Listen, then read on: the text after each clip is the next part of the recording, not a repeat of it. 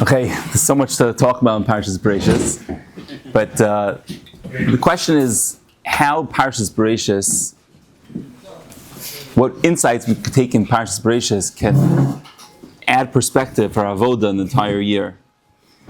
And I think a very big insight that we learn is from the Divrei Chazal, the Shas, and the Svarim, Hakdoshim. They talk about the Chet of Adam Harishon. The Chet Adam Harishon is very difficult to understand. What was the Gan Eden? We describe it as an orchard, and there was two trees, and there were fruits, and there's a Chet to eat the fruit. What exactly was this tree? What was the fruit? So Ramchal writes, really just on a very high level, just to understand basically that we're talking about a physical place. This was a physical place, but the nature of this physicality that Adam Harishon encountered in the Gan Eden was different than the physical nature that we're familiar with today. And that's because we are all living in a post-Chet world, where the world has completely changed in its connection between the spiritual nature and the physical nature. Our job during the Shish Al Peshnin, during the 6,000 years before Sofa Olam, is to be masakin, to fix up everything that was destroyed, everything that was messed up in this Chet, and then to take it one level up to do what Adam Harishon would have accomplished if he would have been successful in being Omi ben Nisayon. So just everyone should have very clear, the idea of our avoda ba'olam hazeh is to be misakin the Chet of Adam Harishon, and then eventually to go one more, to be able to achieve what Adam Harishon was supposed to have achieved by being Omi ben Nisayon. Everybody their own way. So we'll hopefully expand upon this. Adam Harishon, when it came, Adam Harishon's Chet that he had, if you just imagine in real time, if we could imagine whatever it was like, that the Erev Shabbos he was created, and he was alive for a few hours. What was supposed to happen if he would have achieved his goal, and he would not have sinned with the Chetz Eitz Hadas? Shabbos would have been forever. He would have entered into the time of Shabbos, and Shabbos wouldn't just be a Me'ein Olam Haba, it would be the Olam Haba. Everything that would exist in the Moshe Mashiach that we talk about now, in the Lasad Lavo, etc., would have all happened right then and there. That means HaKadosh Baruch Hu's entirety of creation, all the beautiful Bria and Asar Mamorim and everything that we learned about in this week's Parsha, would have came to a climax all within a few hours of the day. Adam Rishon would have been succeeded, and that would have been Sofa Olam. That would have been the success of the entire Bria. And you may say, wow, that's kind of boring, isn't it? A few hours of the world, and then the world's over. And that's it. So the truth is, if we realize, Klapi HaKadosh Baruch Hu, the whole idea of time doesn't exist. Right? HaKadosh Baruch Hu created this Bria called Zman. In fact, we use the word Zman because it has a similar shoresh to Zimun. Whatever you're mazmin, whatever you prepare, whatever you put into that time, whatever you could prepare in that to fill the time with, is what you have. But time is a Bria that allows us to utilize the Bria Sa'olam in a way that we could accomplish. And there's this idea that there's a Avar, and that there's a Hove, and there's a Asid. That whole concept is a Davar HaMischadesh, that HaKadosh Baruch Hu had to create, to will into being for the purpose of our avoda. But ultimately, HaKadosh Baruch Hu's Tachlis could have achieved with no time, with moments. It wouldn't make a difference. And the entirety of all of the creation could have all happened within these few hours, and that would have been everything. That would have been the entirety of our avoda. The Ramchal writes that now that Adam Harishon was choteh, so now we have to be mesakin through all of these years, these 6,000 years. And Rav Friedlander, in his notes, in Sefer Das Tfunos, is marchev on this, that he says literally all of the neshamos from Adam Harishon till today, until Sofa Olam, he says all of those neshamos are necessary to accomplish what Adam Harishon would have accomplished in those moments. Okay, So that is what the reality of being Omi ben Yisrael and Adam could have accomplished. And what we're doing now is accomplishing the same thing that would have happened within hours. We're now accomplishing over 6,000 years, which thousands of millions in the Shamos throughout all the Doros. Okay, but again, we understand that Kadosh Baruch Hu's, his das is way beyond ours, and the concept of time that we're used to is something that Kadosh Baruch Hu is not limited to. So it's not something that's so difficult for us to accept. It's difficult maybe to wrap our mind around, but it's not difficult for us to accept this concept. What lemaisa does that mean? Does that mean for us? See, the Mishnah in Avos says there's something interesting that Kadosh Baruch Hu decided to create the world with one person. Now, really, Kadosh Baruch Hu could have done it with one person, with two people, could have done it with 1,000 people. Kadosh Baruch Hu decided originally the plan of the world, so to speak, was that there would be an Adam Harishon, and he would be able to bring out the entire fulfillment of the world, of all creation. It says, why is a person created Yechidi? Because a person is chayiv to say, B'shvili nivra olam. I mean, HaKadosh Baruch Hu wanted to picture our avoda in this world as when we wake up in the morning, that of Adam Harishon. Adam Harishon, Kodem Achet, wakes up, and now he has the world in front of him, the cosmos, the planets, everything, the sun, the moon. And HaKadosh Baruch Hu asks him, do this job. What's this job? Don't eat from the Eitz Hadas. What was his avoda? To do one thing and one thing only. Okay, it's a little bit of a question whether there was also an asay, l'shamro, he has to be to guard all of the shamro, he had to guard it. But the idea is, this was it. There was one person, okay, one, two people, however you understand the Metzias of Adam and Chava, and there was one job, and that was to do this, and that's it. And with this, you will accomplish a tikkun of the entire world, the entire purpose of creation. Everything will happen right here and then. What are we supposed to do when we learn this parsha? We're supposed to imagine ourselves as Adam Harishon. Adam Harishon Kodem Achet had only one job to do. And he was one person. And the significance of this mission was the entirety of all of Bria. I think what really gets to us in our avoda on a daily basis is two things. Number one is we don't appreciate ourselves enough. And I don't mean to give a psychology, schmooze here about self-esteem. It's really not my purpose here. But we don't appreciate ourselves, what it means we don't understand, we don't appreciate the significance of what we're doing on any given moment.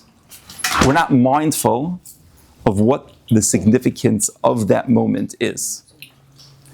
That's number one. Number two is we're also not mindful necessarily of the significance of our individuality in the scopic picture of the entire world. After all, we walk into a shul, we walk into Scheiners, and you roll into a minyan, and there's tons of people, and there are tons of people passing by and going to another minyan and another minyan, and here I am. I'm the guy who walked in late. And here there are a bunch of people shuckling away, under the talisim, and they're there nice and early. And here I am walking late. Well, okay, what am I? I'm just like the background noise here of this big scene. This is what Chazal want us to know when we think about the story of Adam. They want us to think about right now, at this moment, when I wake up and I walk into Shul. There are tons of thousands of people, hundreds of people walking in and out. There's only one person. It's me. Now, very often we let ourselves get swallowed up in the masses, not because we don't promote ourselves, we just don't think for the moment that we're here. We have a job. We're significant. Not that we're significant, I'm just I'm so great. We're significant, meaning it's relevant what I'm doing. When I walk into shul and I'm ready to sit down to daven, it says, right now what I'm doing is the avoda that only I can do with only this moment, and this is the only thing that I have to do. There's nothing else.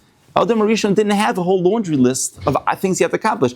We wake up in the morning and we have a whole long list. It doesn't even fit onto one page. It has to go already onto the other side of the page. You have to flip the page. And then there's the to-do list of last week that gets bumped up to this week. And then the items in the list that you feel you won't get up to, so you'll add extra things to the list, and you'll just for the purpose that you'll be able to cross them off, even though you already did them. So you'll feel like you at least accomplished something during the day, because there's so many things to do. You have to feel like there's something that you got done. But the truth is, if we lived a life where we only had one job, we only had one thing to think about, we would be so much more present.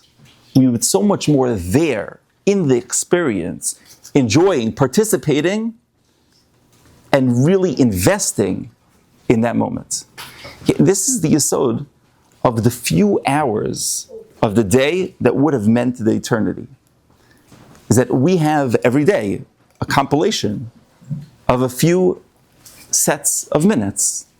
It's 5 minutes here, and then the next 5 minutes, the next 5 minutes, the next 5 minutes. The problem is that there are thousands and thousands of thoughts that race through our brain, constant day, and a constant moment throughout the day. Constantly, we're like literally a train. You're crossroads of some busy bus station, where literally the thoughts are just like buses like zooming by, and just one thing after another, and we're never really present. I mean, that comes to not only when it comes to doing mitzvahs, it comes to with relationships. You're talking to someone, and at the same time, you have to answer 5 different texts. You're behind in a few emails, and the messages you were supposed to return are still in the back of your mind. So at the same time, I remember seeing, when I was a kid, I remember seeing someone listening to music while doing homework on the computer at the same time as watching a TV show on the screen. Nowadays, no one watches TV on the screen, so it wouldn't happen. It's in the same computer. So unless you had 2 computers, at Parshas, you accomplish something by having the TV on the computer. So that way, it's harder to watch TV while doing work on the computer. But the point is,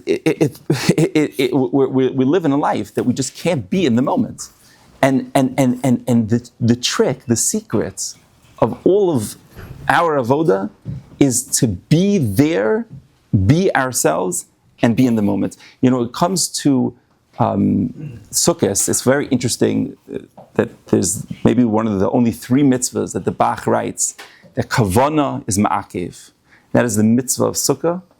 We're supposed to remember that HaKadosh Baruch Hu took us out of Mitzrayim, surrounded by Nanei HaKavod. And according to the Bikur Yaakov, you're not Yotze the mitzvah of Sukkah if you didn't have in mind that Kavana. Pri Megadim says, you're at least you're Yotze something, but it's not mitzvah kitikuna. Either way, Machlok Zachronim, whether you're not Yotze at all, but you're supposed to have this Kavana. So every other item, you don't have to think about every other mitzvah. You don't have to think about all the great tikkunim that are going on. What's the purpose? What's the reason? Why here by Sukkah is this something that HaKadosh Baruch Hu asks from us, is to think. It says the mitzvah of Sukkah is the mitzvah of being present, of creating for ourselves an environment that we're ready to build for the rest of the year. We have the Sukkah provides us a housing, an environment where we build a makom of Kedusha. We have a place that we're surrounded by HaKadosh Baruch Hu, and in order to be plugged in, to be there, we have to have in mind, we have to realize we're here with the Nanei HaKavod. That's what we're doing here in the Sukkah. And when we take the Dalaminim, the minhag of the Baal Shem Tov, the minhag of the Goyen, to take it inside the Sukkah, is to realize that, we have lips, we have the Koyach HaDibur, we have the Koyach Re'iyah, we have the eyes, our spine, we could accomplish, we have hearts. Each one of those items that we have, our capacities to accomplish in Avodas Hashem are intrinsically connected to the Bari Olam. And when we do the Nanuim, what do? You're grabbing hold of all of your Ivarim, all of your capabilities, and you're directing them in each and every direction and pulling in the Kedusha, so to speak, to yourself and saying, yes, my heart is shaykh to Kedusha, my mind, my eyes is shaykh to Kedusha, each chelik of me is shaykh to HaKadosh Baruch Hu intrinsically. And with that, I build a new self from the Rosh Hashanah. I'm building a new Bria, a new self to go into the year with new eyes, a new heart, a new spine, a new perspective on life. And I do that all within the confines of this new environment. Because we all know that in order to really accomplish, and Rabbi Greenwald actually spoke about this beautifully, very nicely, in the yeshiva in his manim. He says, we all know that in order to accomplish, you have to have a good chevra. It's helpful to have good friends around, good community, a structure, support system. Good Rabbi. Whatever you need to be able to provide for your nurturing, the nurturing experience, environment that you need. But then you have to make it personal. And making it personal is the nanum of the Daled Minim that each person has to take by themselves. By Sukkah we say, Kol Yisrael is ru'uyim to be lots to Yosef and Sukkah achas. It comes to the Daled Nanuim, you need lachem. Each person has their own Daled Minim. Because each person has to take that, whatever is out there, and bring it into themselves and say, this is, here I am. I'm coming to accomplish something, and it's only me who's capable of doing that. The Gemara in Sanhedrin writes the following. The Gemara in Sanhedrin says that why is that Kadosh Baruch Hu created? It's Gemara Lamed Ches, if anyone wants to look it up. It says, the Gemara says, Taner Banan L'Hag Los Kadosh Baruch Hu Shemelech Malchem Lachem Kadosh Baruch Hu She'odam Toiveya Kama Mabeos V'Choisem Echad V'Kulam Doim Zel Zev. If someone takes one stamp and stamps a bunch of different coins, it'll come out with the same exact image. About Kadosh Baruch Hu Tevea Kol Adam Bichol Samo Shel Adam Harishon. He took Adam Harishon, that stamp, and he made a lot of different people. No one person is similar to someone else. Shenemar, and what's pasuk. But the point of the Gemara explains why is it? If nation ma'im pertufeihem domen zelazeh shlo yireh adam direna v'isha na v'yomer shalihi. The Gemara seems to say something very mundane. He says, what's the reason why every person looks different? He says, because if everyone looked the same, so a person would walk into a room and see a lady and it looks exactly like his wife and say, hey, that's my wife. He says, you have to have a person that has to look different. So we realize, no, that's not my wife. That person looks different. So the Gemara seems to say something like a very simplistic type of idea that Kadosh Baruch Hu created different people so that people wouldn't get confused. The world would be simple. I was thinking, I don't know if it's pshat. I'm not coming to say this is the pshat in the Gemara, but maybe there's an omek here that when we realize that each person looks different, they have different opinions. You try to put down 10 Jews in a room and see how many opinions you'll get. Not less than 22. But the idea is that the reality of people being so starkly different helps us understand that each of us have a unique place. Kina, which was the chait we have in this parsha as well, with Cain and Hevel. It says kina comes from what? We're showing, right? What is kina? Kina means that I think that somehow someone else's item is somehow shaykh to me. It's something that's accessible to me. Why don't I have it? It should be something I should have. It is in my tchum, so to speak. And when HaKadosh Baruch Hu answers Korach for his jealousy, what do we see? That the HaKadosh Baruch Hu, we compare it to Shemayim, to day and night. Rashi in Chumash.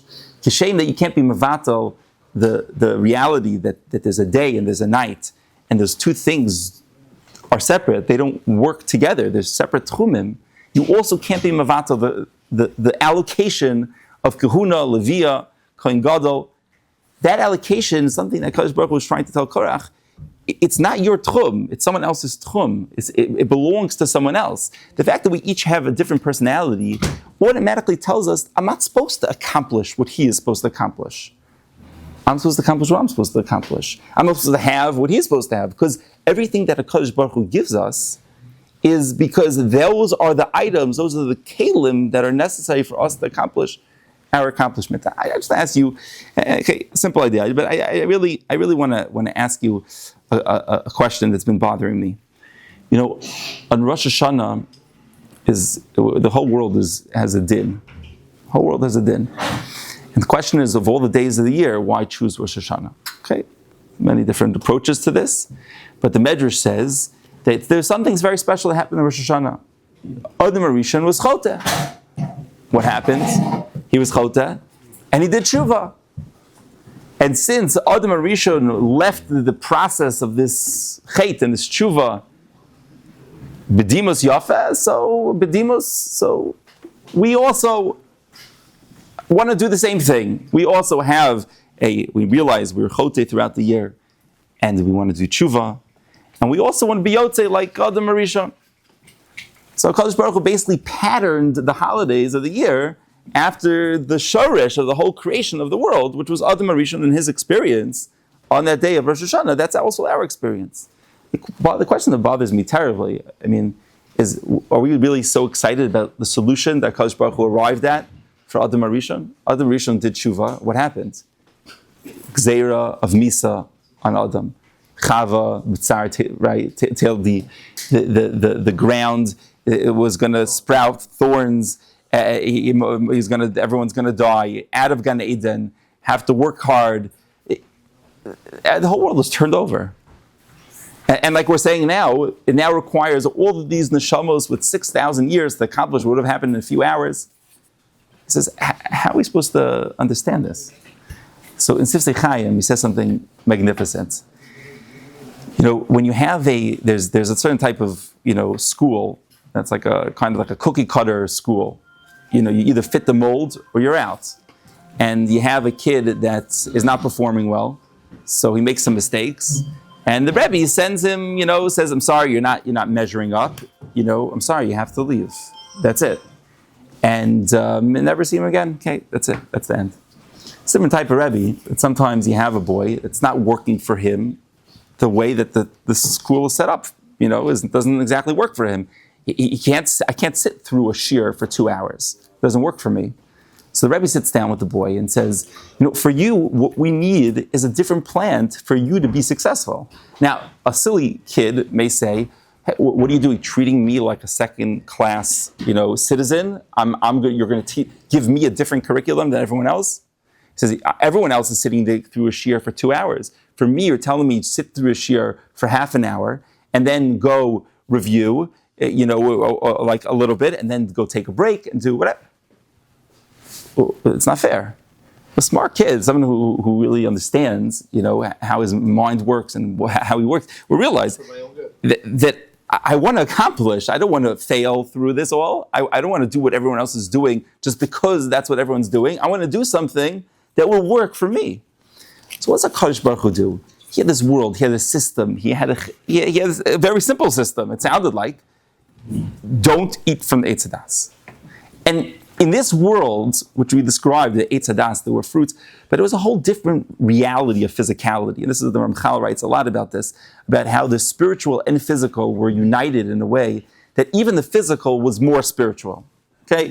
And that loss of love was going to happen, that there'll be more of a union between the neshama and the guf, and the person will become a different, the physical person will become more spiritual, different being. But that idea of the experience that Adam Rishon had in the Gan Eden was perfectly tailored for what he had to accomplish on that day during those few hours. He had to accomplish this tachlis, and that would have been perfect and led to a Yom Shekula Shabbos, and would have led to Yemos Mashiach and everything. Everything would have been perfect. Now it didn't work out. So Kadosh Baruch Hu could have simply said, okay, abandon ship. This didn't work. In fact, there's a medrash that says HaKadosh Baruch Hu was borei olamos u'machrivam. He created worlds and he destroyed them. He's borei olamos, it's a medrash Rabbi, I believe. He's borei olamos u'chamas. He created worlds and destroyed them again and again. Destroyed whatever that means. Very mysterious. Or Schwab talks about this. So there's different people take different approaches to that medrash. But he could have just be machriv the olam. Forget it. Didn't work out. So HaKadosh Baruch Hu said instead, you know what? I'm going to reroute your entire mahalach hachayim, everything that you need to accomplish. You, as humanity, Adam, remember, is humanity, and to such an extent that you're going to go through a completely different tahalich to work for the accomplishment that you now need based on the matzav you're in. So what does that mean? It means that HaKadosh Baruch Hu says, I'm not giving up on you. I don't care that this didn't work out the way I wanted it, so to speak. I'm going to make it work by hook or by crook. Doesn't make a difference. It's going to happen. I'm going to bring you to the Asad Lavo somehow. How's that going to work? The only way it works, B'chachmasan is Gava, Kadosh Baruch Hu says, 6,000 years, all these different neshamos, and through the process of B'zeas Apecha Tocha Lechem, B'tzar Teil Libanich, the whole reality had to shift to reflect what our job is right now. What's Rosh Hashanah? Rosh Hashanah, we ask from HaKadosh Baruch Hu, we say, HaKadosh Baruch Hu, give us a year that we could accomplish. I don't want to be thrown out. He says, I still want a place in your master plan. What that place is in the master plan, he says, I have no idea. I don't know exactly what you're going to send my way this year, but I'm mekabel the din of HaKadosh Baruch Hu. Because I'm mekabel the din, because I want to play the role that I can play in your avoda. And that's why the Yaris Devash writes, and something amazing. Yaris Devash says, the moment of the din on Rosh Hashanah was the moment that we blew the shofar. He said, what do the crazy people blow the shofar on Rosh Hashanah? He says, you could, right? It sounds like you could skip the whole day in court. Just don't blow the shofar. And the day and the din of, okay, obviously the kasha is not really, the way I'm asking it is not really a legitimate way of asking the question, but just to bring out the point. But what do? When we blow the shofar, we call upon the din of HaKadosh Baruch Hu. The Yasar says, that's our schus. Our schus is that we say, HaKadosh Baruch Hu, judge us. Now, of course, we want the judgment to be interwoven with a rachamim and kisei rachamim v'chulei. That whole process, is complex. But the point is, we want the din of HaKadosh Baruch Hu. We celebrate Rosh Hashanah, we celebrate the din of HaKadosh Baruch Hu. It's a heilige day. We are happy because HaKadosh Baruch Hu is the Melech, but He also is judging us, and we want Him because when He judges us, He finds a way for us to achieve what we need to achieve. So when we approach a day in the morning, we wake up and we try to think, wow, don't I wish that this day would look different? The next few hours of my day, don't I wish that they looked more like someone else's day or a day that I experienced at a different time?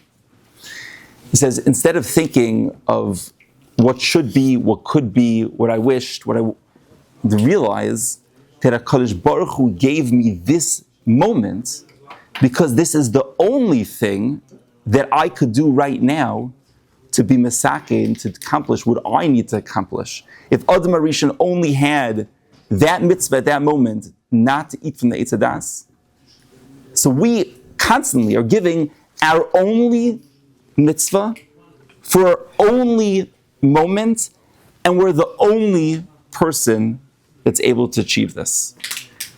That is the reality of our avoda, and at the risk of sounding maybe a little new age, it all comes down to really being mindful, to being in the moment, but mindful not in the way that realizing that my existence itself is valuable and therefore I should just exist. No, there is ramifications for what I'm doing, and therefore living in the moment means realizing whatever I was there to accomplish, I'm realizing and I'm taking advantage of.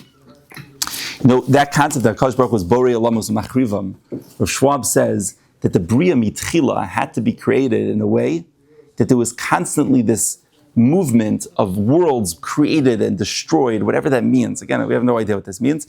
Can't be choker on what was, because none of us were there. But Rav Schwab says it's such an important thing that he says we have to realize when HaKadosh Baruch Hu created us, He created us with the capacity of creating worlds, destroying worlds. And he says that is the fabric of creation. That is the fabric that we live in.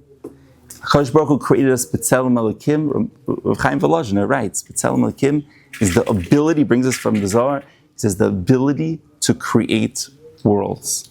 Rochev Shemayim Ba'azrecha, we just read that. He says HaKadosh Baruch Hu, so to speak, rides the heavens with your help. What does that mean? It means Pasha, through every Maisa Mitzvah, HaKadosh Baruch Hu, Kivyachol, is running the world, all the events of the world, of this world, of Alamos, whatever that means. But any of the world events that are happening because in this moment, this is what Reuven is doing, what Shimon is doing, each and every person, and somehow this is accomplishing worlds. That Lamaisa is the Avoda that we have to keep in mind. Be'ez Hashem, we should all be Zoicha to have a fulfilling year, a fulfilling winter of Avoda, of an Aliyah, never judging ourselves based on our previous day, our previous moment, in a way that should affect how we perform for the next moment. Taking advantage and utilizing the moment that we're in fully, what that would do for our Simchas HaChayim, for our relationships, Beit Adam L'Chavero, with our conversations, how present we are will be in our conversations, with the fulfillment that we'll have in the tefillah that we spend so long on. Every day we spend, whatever, it doesn't matter which minyan you go to, a very significant portion of the day is spent on tefillah. He says, imagine living in tefillah where the words I'm saying, I'm actually living. That is what Adam HaRishon, that's what this Parsha is all about. Adam HaRishon, with those few hours, what is he going to do? Shvi Zoicha, to take advantage. Everyone should have a gesunde winter. The winter. Hatzlacha.